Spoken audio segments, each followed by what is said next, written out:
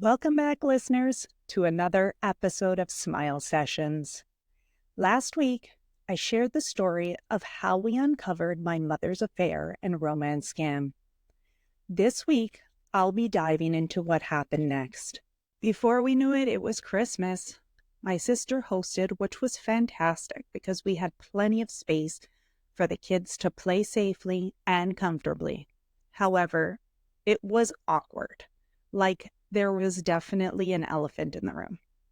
My parents went a bit overboard with gifts for the grandkids, likely out of guilt, but their intentions were good. In January, after the holidays, the reality of the past few months hit hard. One Saturday morning, I went out for grocery shopping. Being pregnant, I had started using the online ordering system to save time. I don't know about you, but I love sticking to a schedule, and I hate being late for appointments.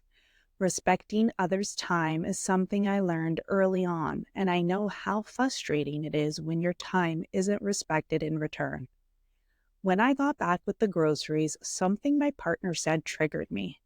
I left the groceries on the table and I walked out.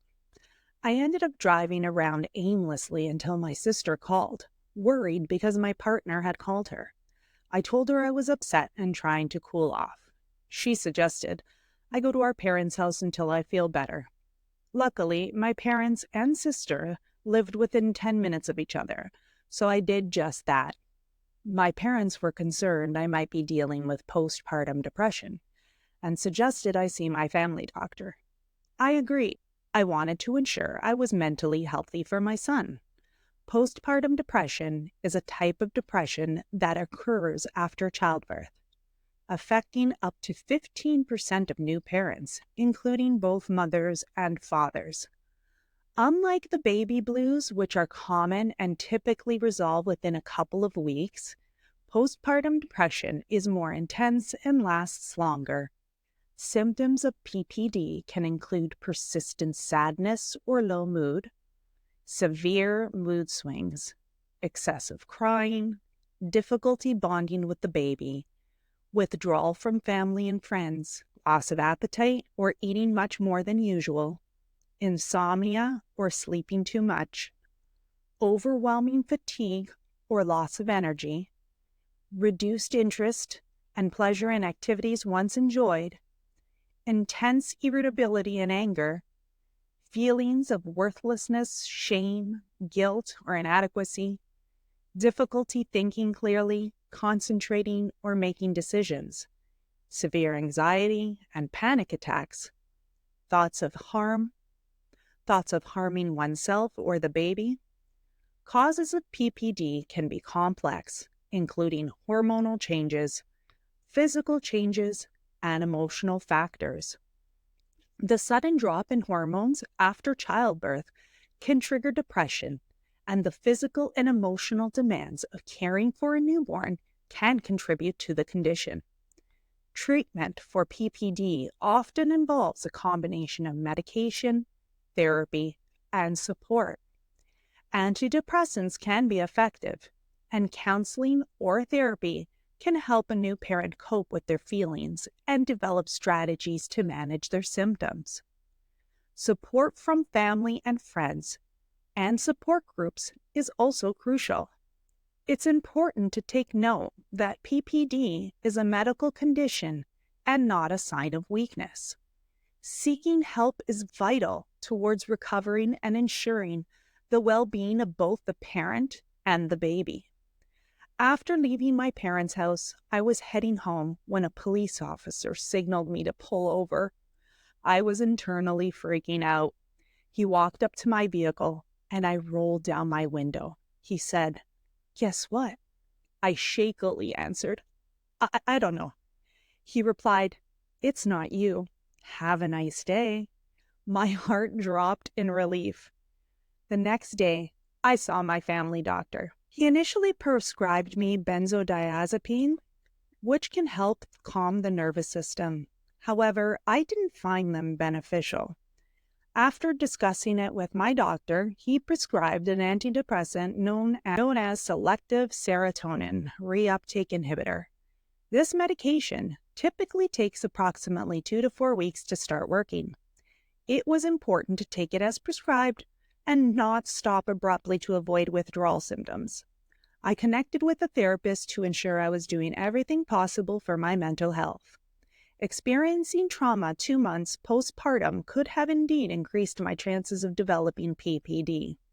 Trauma and significant stressors can exacerbate the risk of PPD by adding to the emotional and psychological burden during an already vulnerable time. Research indicates that traumatic events, whether related to childbirth or other significant life stressors, can heighten the risk of developing PPD. This is because trauma can lead to increased levels of anxiety, depression, and even post-traumatic stress disorder, all of which are risk factors for PPD. I was on medication for about 9 months. I decided to wean off because I realized it made me numb to emotions. It's not great for your relationship when your partner is trying to connect with you and your response is, "I'm sorry you feel that way." Saying, "I'm sorry you feel that way," can often come across as dismissive and invalidating. Here are a few reasons why it might not be the best response. It can make it seem like you don't care about your partner's feelings.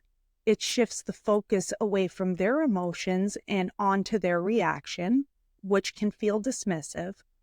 It doesn't acknowledge any wrongdoing or responsibility on your part. Instead of addressing the issue, it can come across as deflective blame. In some cases, it can be seen as a form of gaslighting, where the person feels their emotions are being minimized or invalidated. It can lead to further misunderstandings and hurt feelings, as it doesn't foster open and honest communication. A more empathetic response might be something like, "I can see that you're upset, and I'm really sorry for my part in that. Can we talk about what happened and how we can make it better?"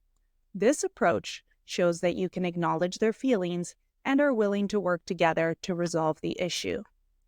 This recording is being made during the Canadian Thanksgiving. I want to take this time to thank all my listeners who tune in each week. I hope I've been able to at least help one person with the information I've shared so far. Despite all the trials and tribulations I've been through, these experiences have shaped who I am today. I am learning to view things through a different lens, asking questions to dig deep into my feelings. What can I learn from this? How will this help me grow? I feel like I'm on a path of self-discovery and healing, and now that I've started and see the progress, I can't stop. It's like the addiction you get to the gym once you're in a routine. You feel guilty when you miss a day. I want to leave you with this thought. No matter how tough things get, remember that every challenge is an opportunity for growth. Keep pushing forward and don't be afraid to seek help when you need it. We're all in this together. Until next time, happy Thanksgiving and keep smiling.